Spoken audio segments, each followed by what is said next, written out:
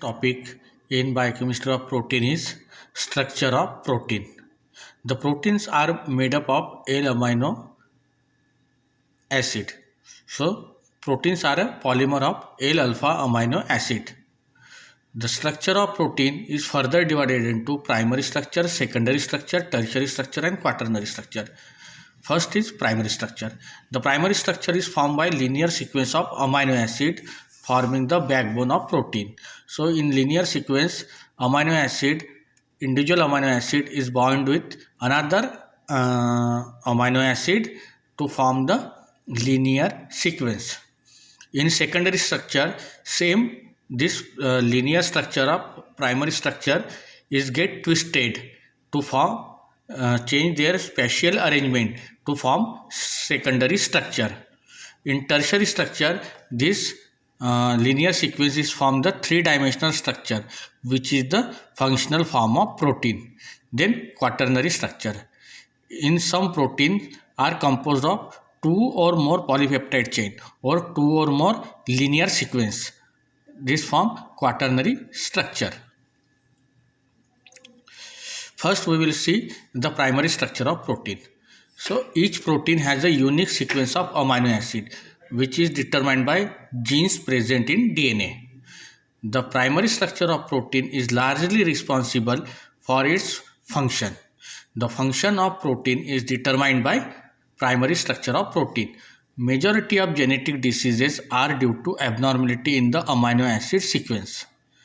The primary sequence of amino acid or primary structure of amino acid is formed by peptide bond. The amino acid held together by covalent peptide bond.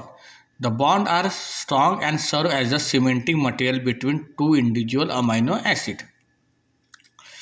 So how a peptide bond is formed?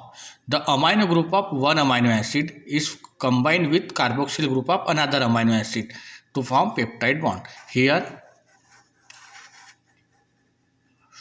NH3 and this is COOH group, the OH group of one amino acid and NH2 group of one amino acid. It contains to form CONH peptide bond. Then characteristics of peptide bond. The peptide bond is rigid and planar. They shows the partial double bond characteristics. The CO and NH group are polar and involved in hydrogen bond. The peptide chain is written with free ammonia end at N terminal at left and free carboxyl C terminal residue at right. You can see in the peptide bond here free ammonia on the left and free carboxyl group on the right. It called N terminal and it is called C terminal. The sequence is also read from N terminal to C terminal end of amino acid or protein. Protein biosynthesis also start from N terminal of amino acid.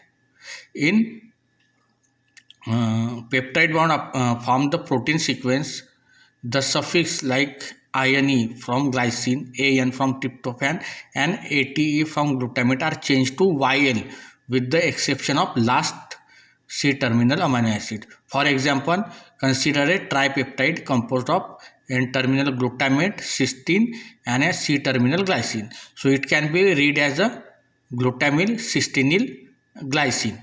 The last one will be read as it is, whereas rest of previous amino acid will be read as a with suffix YL.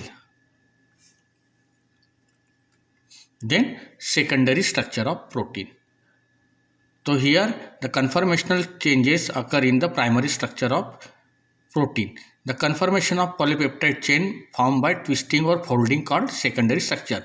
There are two types of secondary structure. First one is alpha helix and second one is beta sheet. First is alpha helix. The alpha helix is the most common structure of protein. It has a rigid arrangement of polypeptide chain. The alpha helical structure was proposed by Pauling and Corey in 1951.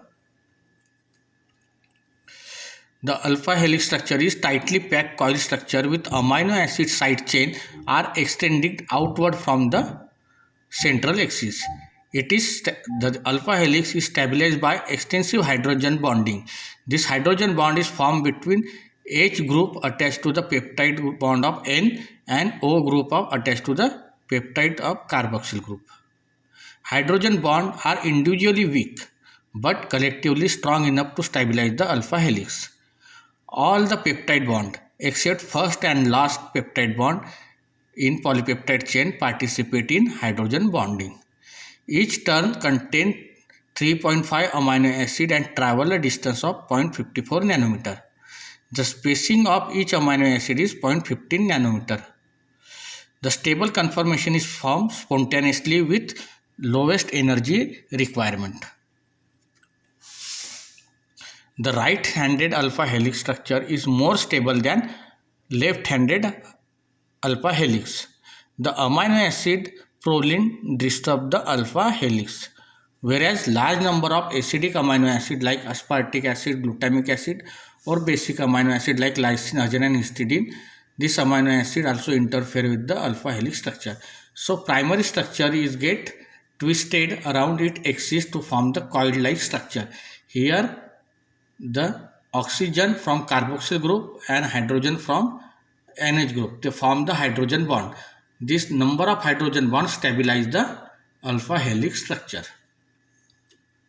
Then beta pleated sheath. This is the second type of secondary structure proposed by Pauling and Corey. The beta pleated sheath composed of two or more segments of fully extended peptide chain. In alpha helix, the peptide chains are twisted, whereas in beta pleated sheath, the peptide chains are fully extended. The hydrogen bond is formed between neighboring segment of polypeptide chain or number of chains. The beta pleated sheath are again further divided into parallel and anti-parallel sheath. The beta pleated sheath formed by either separate polypeptide chain are called interchain hydrogen due to interchain hydrogen bonding, or it from the beta pleated sheath is formed from the single polypeptide chain by folding back on itself to form intrachain hydrogen bonding. In globular protein, beta sheath form the core structure. So now we will see what is the difference between parallel beta sheath and anti-parallel beta sheath. So in parallel beta sheath, C terminus and C terminus, they are toward same side, whereas in anti-parallel beta sheath, C terminus is from the hydrogen bond with N terminus. They are C terminus and N terminus, which are opposite. That's why it is called anti-parallel. Whereas in parallel, both C are on same side. They are called beta parallel beta sheath. Then tertiary structure. Tertiary structure is the three-dimensional arrangement of protein structure is referred as a tertiary structure.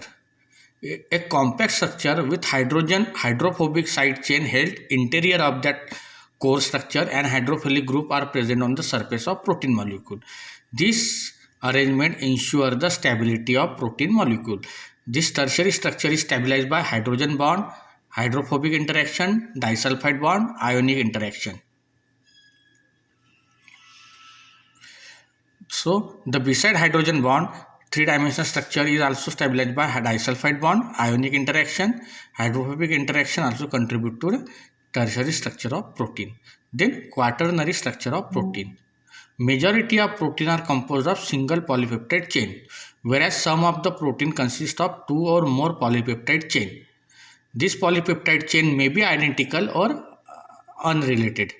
Such protein are termed as oligomer and possesses the quaternary structure.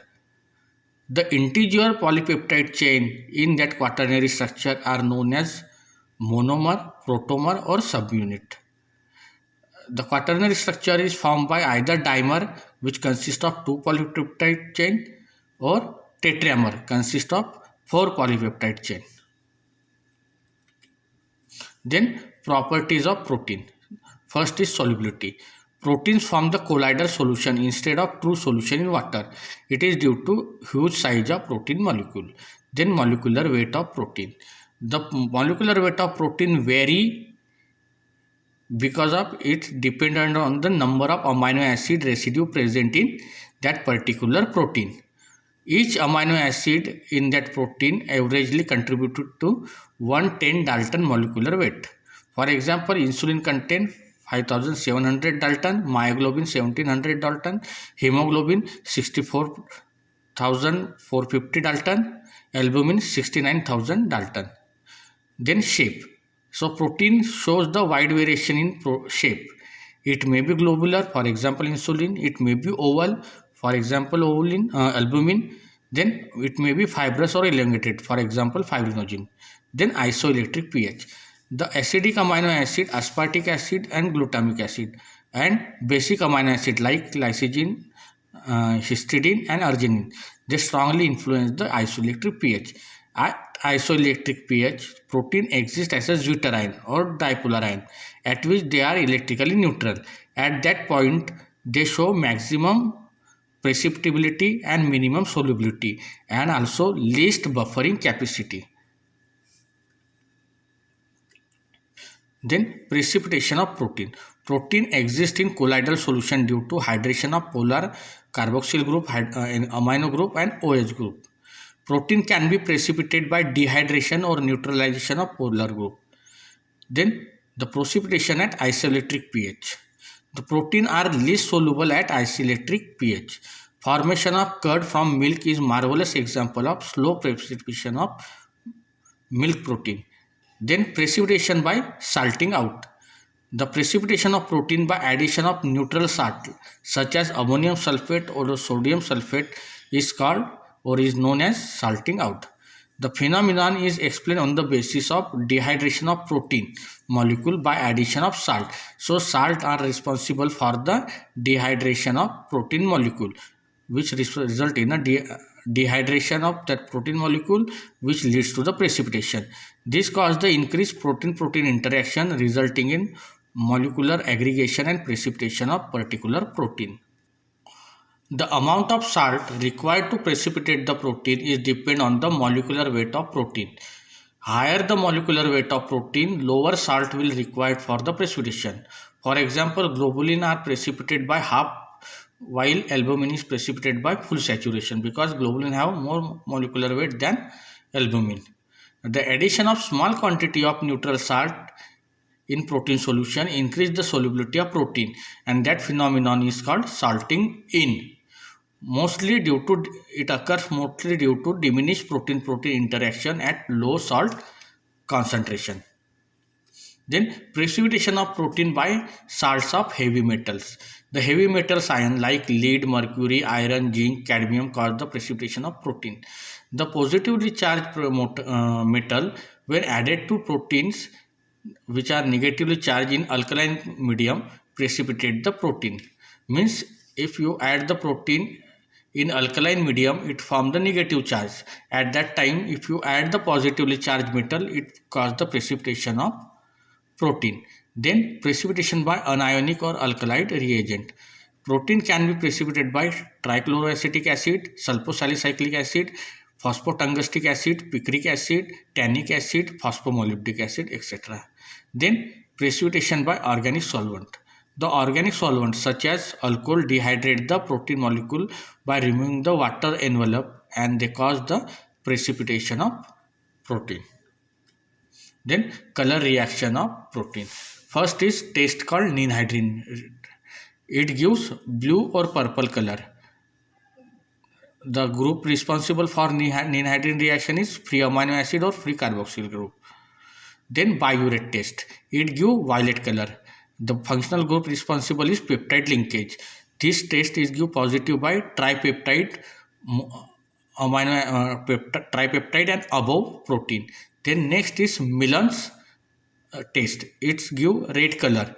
The functional group is responsible for this is hydroxyphenyl group.